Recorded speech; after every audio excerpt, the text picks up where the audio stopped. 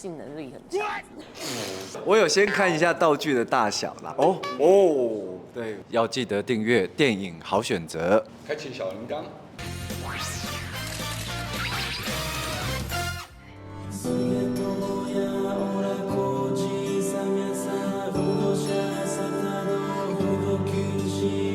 18岁的朋友们，你们一定要看这部电影《破浪男女》，绝对会打开你的三观，就像我的耳环上面一样。我的小宇宙就是这个样子，所以我们今天特别请到3位主角，加上跟我一样有个折的导演。嗨，主持人好，我们又见面了。真的很开心。上一次我带着导演开车，上次我当司机，今天换你当老司机，对，来跟我们解说一下这部电影。怎么打开三观？不是破坏三观，是打开你的三观。没错，那三观在这儿。我们先请这三观都先介绍一下，因为其实电影现在已经上演1本，所以你们可以好好的跟观众朋友分享你们的角色的心境到底是什么。我在《破浪男女》里面饰演的角色是单亲爸，会形容他是一个海王啊，但其实他是玩那一种坦荡荡型的。坦然的面对他自己的身份，然后我们就是来约，我们就是来做我们想做的事。但其实他的内心还是有一个很脆弱的一面，就是他对于爱，对于他曾经犯错而失去的东西，他还是有一种渴求的。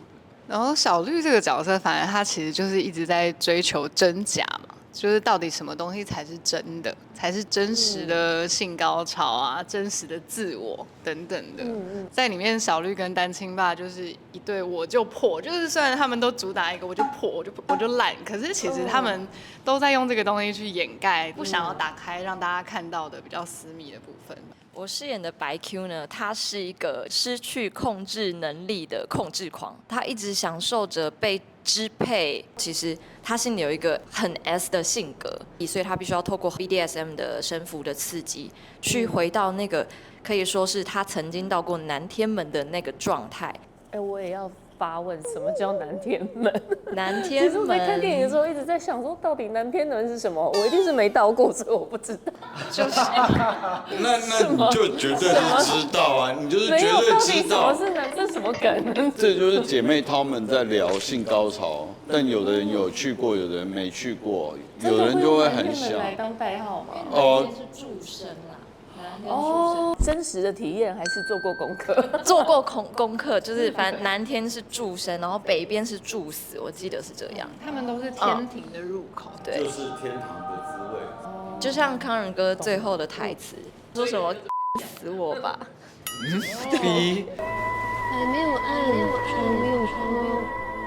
碰到这样的脚本，那对我来说是最纯粹的一个表演。那我自己觉得他们很幸运，这么早可以跟亚泽合作。我要等到40岁，我要自己推荐自己去跟亚泽合作。我也想问你，就是你为什么会找康仁？原来是康仁自己对来找你，对，他自己找。因为我在想说，你会找康仁来演这个角色，是不是你对他有一个印象，是觉得他性能力很强？从哪里？不然为什么会找他？可以吗？应该说，他可以得到这个角色的原因之一是，他演过变态，过妈妈桑，演过什么检察官、刑警，但是就是没有演过情圣。但是对他来讲会很困难啦，因为他本人的本性就不是海王型的。谢谢。深夜长谈把他训练成一个，他在讲这些话的时候不带有味精感。那你需要献上另一半白马头吗？没有，我心里面隐隐约约的紧张，但是我觉得他是专业的，他自己私人生活这导演管不着。杨雅哲不会去聊这个啦。你们会觉得最怕带谁一起去看这部片？一个最想的，一个最怕的。我刚原本一开始觉得最怕的可能会是爸妈，但是我现在突然又觉得一边觉得恐怖，但一边又想要看他们到底会多尴尬。我觉得你爸看完以后会握着我的手，多辛苦你看。我妈在一开始我接下这个戏的时候，她其实很兴奋，然后她就说：“吴康仁哦，快点帮我跟我。”我就很想邀她，但我很怕她失控。所以其实你不是怕他看到你演出的电影，而是怕他看其实我也到康人很怕失控。因为我妈就是很容易入戏太深，然后我在里面不是有被捆绑嘛，对我就很怕她就是谁欺负我女儿，就是我之前演戏的时候可能就借位打巴掌，我妈就说她为什么打你，我妈还哭，然后我想说妈你真的别闹了。可是你说到那个刚刚导演讲那些捆绑戏，其实是真的很辛苦哎。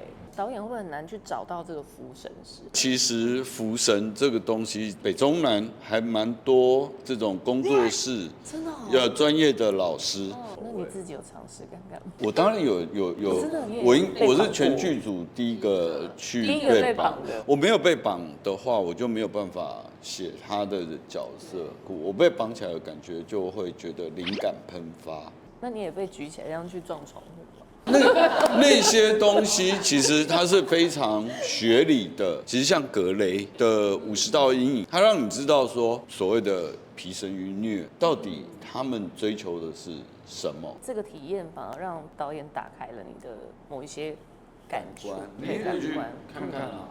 找一个访访看吗？可以尝试看我以后会不会更会访问这样？据说很多人在生活上压力非常大，可是去绑的时候，他是可以彻底的松懈，而且哭出来。然后哭完之后，他会觉得他好像心里被疗愈了。来，欢迎福神师来业配一下。最后有一个康仁跟主评的一段激烈的三人活动，其实辛苦了。就是对康仁那一段真的是蛮辛苦的，那应该也是你生平情绪上面最特别的一场戏。的确是没有这样的经历啦。其实你很多爆发性不同的角色，像我们先前看到，无论是《复读青年》啊，或者是《但愿人长久》，你都有不同的爆发点。这部戏我觉得以你的角色情绪最高潮的，应该就是那个地方吧。感官的开放可能大过于如何表演戏里面角色的情绪。现场真实的感受，我们真的感受到肌肤的碰撞，我感受到彼此肌肉之间的来回，甚至是感受到汗水，感受到彼此之间的体味。那我觉得那个东西是真实的，那也很辛苦另外一位年轻的弟弟演员。我记得那时候他很紧张，他非常紧绷，所以他给的 feedback 都蛮猛的。他是比小绿更有侵略性。我记得那一天拍摄的时候，哇，他是很有侵略性的那种。遇到这么可爱的弟弟，其实我当下是有点吓到。我想到，哇，他好投入到他就是感觉他要把所有的东西都奉献出来。我觉得那是非常有趣的一场戏。可能我觉得这一辈子就这一次。不会再拍到下一部这样这么特别的一场戏。我其实很好奇是康仁的表情非常的逼真，你要怎么练习那个表情？那个有点练不来哎，你怎么去想象？对啊，我觉得可能要谢谢对手演员吧。所以主评是真的对你做了什么？我觉得那时候真的有太多事情要做，因为包含讲的很多情绪，然后很多诠释也在转换，其实。肉体上面当然还是会因为我们的确就是会有碰触嘛，所以还是会感觉到。但是真的脑子里面都在运作更多情感上面的东西。导演你怎么带他们演出？尤其是康仁的角色，因为我真的觉得，好，他演什么都像什么，每一次都是很爆发力，但是。那个表情让我觉得好像真的完全没有引导。我有先看一下道具的大小啦，对，我有做一下对。可是我还是很好奇，康仁，你觉得最后那一场戏比较难，还是肉小康仁？你觉得哪一关你比较心里难过？没有，从来不觉得接这部戏有难度。真的哦？没有，可能大家误会了一件事，就是其实我答应要演的时候，我是没有看过剧本的。真的哦？是答应要演才看到。他答应了就是答应了，他不会让自己后悔。其实因为他爱杨雅哲。对，主要是因为就像刚刚说的，因为杨雅哲，那就是想跟他合作，才知道说原来这一次他要拍这个，就是这么凑巧，我让我感受到了一个好像我初入行，像回到了以前。真的，那真的很谢谢，就是这个 ending 雅哲导演最初的心动，希望大家看完这部电影可以找到最初的心动。是的，真的。现正热映中。我就係烏不的人。我是真心的。要不要试看看？我的有没有比较湿？各位好选择的朋友，大家好，我是《破浪男女》的导演杨雅哲。我是梁湘华，我在《破浪男女》里面饰演的是白 Q。我是刘祖平，我在《破浪男女》里面饰演的是小绿。大家好，我是吴康仁，我在《破浪男女》里面饰演的角色叫单亲爸。要记得订阅电影好选择，开启小铃铛。